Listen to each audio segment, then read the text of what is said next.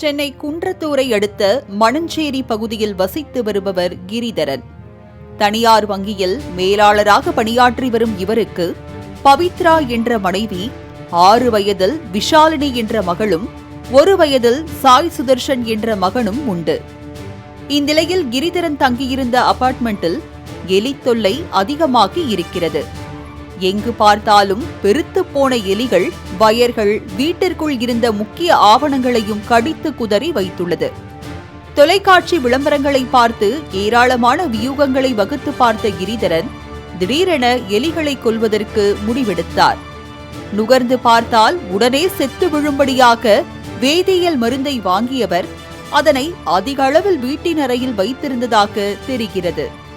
சாதாரண bleaching powder, phenyl, கொசு மருந்து அடிக்கும் ஸ்ப்ரே உள்ளிட்டவையே குறிப்பிட்ட அளவுக்கு மேல் போனால் மூச்சு திணற வைக்கும்.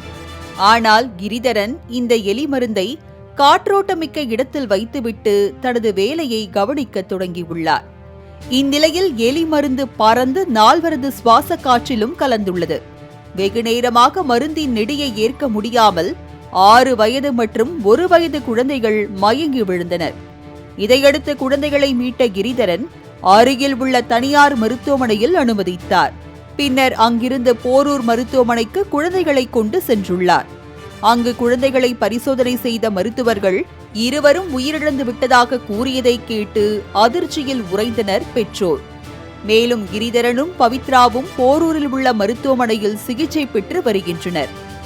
எலி தொல்லையை போக்க அதிகளவில் மருந்து வைத்து அதனாலேயே பிள்ளைகளை பறிகொடுத்து தவிக்கும் தம்பதியின் நிலை பலரையும் சோகமடைய வைத்துள்ளது.